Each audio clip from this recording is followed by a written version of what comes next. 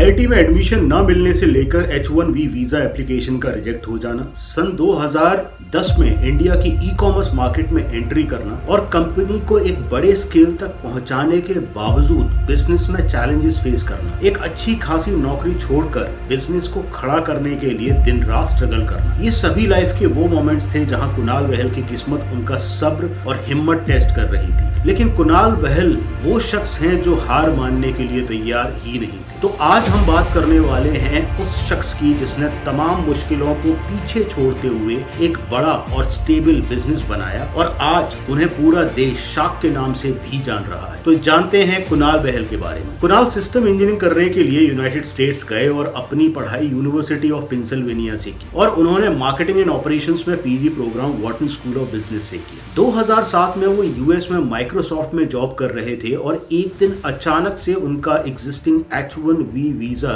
Reject हो गया और उन्हें मजबूरन इंडिया वापस आना पड़ा। लेकिन ये वापसी शुरुआत थी एक लंबे सफर की। सन 2010 में उन्होंने स्नैपडील की शुरुआत की अपने फ्रेंड रोहित बंसल के साथ। जैसा कि आप सबको पता है कि फ्लिपकार्ट हमारे देश की पहली ई कॉमर्स कंपनीज में से एक है और 2010 तक वो अपना बिजनेस ऑपरेशंस काफी हद तक स्टेबल कर चुके थे और एक बड़े स्केल पर भी पहुंच चुके थे। लेकिन कुणाल एंड रोहित टीम ने अपनी स्ट्रेटेजिकल अप्रोच से स्नैपडील को काफी फास्ट स्केल किया और देखते ही देखते वो फ्लिपकार्ट से compete करते हुए one of the biggest e commerce startup बन गए और जल्द ही इंडियन ई कॉमर्स मार्केट का मेजर स्टेक अक्वायर कर लिया। ये हम बात कर रहे हैं साल 2014 से पहले की, जब इंटरनेट काफी कॉस्टली होता था और इजीली अवेलेबल नहीं था। इंटरनेट की अवेलेबिलिटी और यूसेज सिर्फ टियर 1 और टियर 2 के कुछ ही शहरों तक सीमित था। लेकिन जैसा मैंने शुरू में कहा, ये सफर आसान नहीं था दोस्तों। एक ई कॉमर्स कंपनी बनाना और चलाना न कोई आसान टास्क है, और वो भी तब जब आपका सामना फ्लिपकार्ट और अमेज़न जैसी लार्ज स्केल कंपनीज के साथ हो। साल 2015 जहां से स्नैपडील की मुश्किलों का सफर शुरू हुआ, कंपनी के एक्सपेंसेस बढ़ते जा रहे थे और सॉफ्ट बैंक, जो कि उनकी प्राइम इन्वेस्टर्स में से एक थी, उनकी तरफ से फंडिंग का रुक जाना। अब जहां कुणाल और रोहित इंडिया की एक टॉप ई कॉमर्स प्लेयर बनने का सपना देख रहे थे, वहीं उनके सामने मुश्किलों का पहाड़ खड़ा होता जा रहा। आपको बता दूं कि साल 2016 तक स्नैपडील की वैल्यूएशन ऑलमोस्ट $6.5 बिलियन की थी। लेकिन अमेज़न और फ्लिपकार्ट के अग्रेसिव एक्सपेंशन के कारण स्नैपडील बहुत तेजी से अपना मार्केट शेयर को खो रही थी। लॉसेस बढ़ने लगे थे और एक समय तो कंपनी के बंद होने की बातें भी होने लगी थी।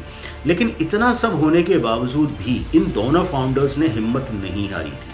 अपना फोकस, अपना धैर्य, अपना पेशेंस नहीं खोया था। दोनों फाउंडर्स ने न सिर्फ मुश्किलों का सामना किया, बल्कि बड़ी प्रॉब्लम्स को स्लोली एंड स्टेडीली सॉल्व किया। फिर हुआ पिवट। स्नैपडील ने अपना फोकस टियर 1 से हटाकर डाला टियर 2 और टियर 3 सिटीज के बजट कंसाइसिस कस्टमर्स पर क्या यही स्ट्रैटेजी थी स्नैपडील की रिवाइवल मंत्रा की? और कुणाल कैसे चल रहे थे एक अलग ट्रैक पर? टाइटन कैपिटल के जरिए उन्होंने कई स्मार्ट इन्वेस्टमेंट्स किए। 2015 में दोनों फाउंडर्स कुणाल और रोहित ने मिलकर एक नई वेंचर कैपिटल फर्म खोली, टाइटन कैपिटल, जिसका फोकस था early stage technology based startups में इन्वेस्ट करना around various sectors like fintech, edtech, healthtech, जिनमें से आज कुछ बहुत बड़ी कंपनीज हैं जैसे मामा अर्थ। इसमें उनका initial investment almost 2.4 crore rupees का था, जो आज ऑलमोस्ट 100x से भी ज्यादा का रिटर्न उन्हें दे चुका है। लेंसकार्ट और अर्बन कंपनी में भी वो एक अर्ली स्टेज इन्वेस्टर हैं और इन कंपनीज में इनका इन्वेस्टमेंट पोर्टफोलियो मल्टीफोल्ड ग्रो हो चुका है। कुणाल बहल को आज पूरा देश शाक के नाम से जान रहा है, लेकिन उनकी इन्वेस्टिंग की जर्नी आज से 10 साल पहले ही शुरू हो चुकी थी। सिर्फ स्नैपडील के प्लेटफॉर्म पर ही नहीं, टाइटन कैपिटल के थ्रू कुणाल और रोहित ने अभी तक 300 प्लस स्टार्टअप्स में इन्वेस्टमेंट किया है। फिनटेक, एडटेक और हेल्थटेक जैसी इंडस्ट्रीज में इनके इन्वेस्टमेंट्स ने एक्सपोनेंशियल रिटर्न्स दिए।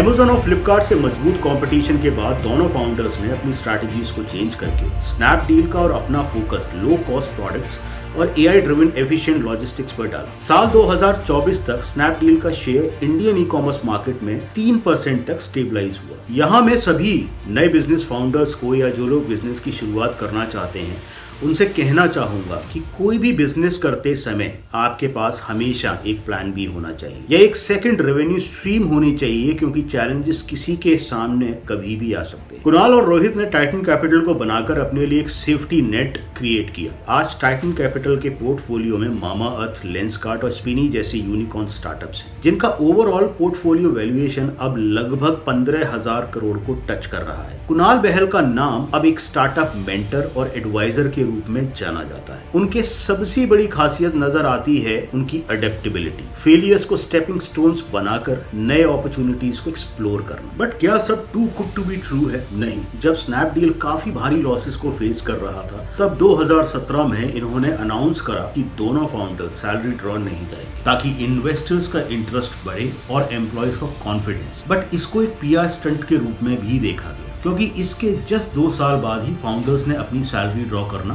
फिर से स्टार्ट कर दिया, और उससे पहले भी ये रेगुलरली सैलरी ड्रॉ करते। लेकिन इससे एक स्मार्ट फाइनेंशियल सीख मिलती है, और वो ये है कि आप चाहे किसी भी बिजनेस में हो, बहुत इंपॉर्टेंट है अपनी खुद की फाइनेंशियल हेल्थ को इम्पोर्टेंस दें और उसे इंटैक्ट रखना। आपने अक्सर सुना होगा कि बड़ा बिजनेस बनाना है तो रिस्क लेना पड़ेगा, लेकिन एक समझदार फाउंडर या बिजनेसमैन वो है जो रिस्क लेने का दायरा सेट करे। कुणाल बहल ने दिखाया है कि एंटरप्रेन्योर होना सिर्फ एक बिजनेस चलाने का नाम नहीं है, बल्कि अपने रिसोर्सेज और स्किल्स का स्मार्ट यूज करते हुए खुद के लिए प्रॉफिट क्रिएट करना है। इनकी अभी तक की जर्नी से हमें सीख मिलती है कि चाहे कितनी भी बड़ी मुश्किल हो, चाहे कैसी भी सिचुएशन हो, आपको अपना पेशेंस नहीं खोना है। आपको अपना फोकस सोल्यूशन बिल्ड करने में लगाना है, और हमेशा याद रखें कि जो रिस्क आपको लाइफ में लेना है उसे कैलकुलेट करना भी आपकी जिम्मेदारी है। आपका क्या टेक है कुणाल बहल की स्ट्रैटेजी पर? क्या आपको लगता है कि स्नैपडील वापस अपना लॉस चार्म पाएगा? नीचे कमेंट में जरूर शेयर करें, और ऐसी ही नई केस स्टडीज और स्टोरीज के लिए चैनल को सब्सक्राइब करें, फॉलो करें और अपने दोस्तों के साथ शेयर करना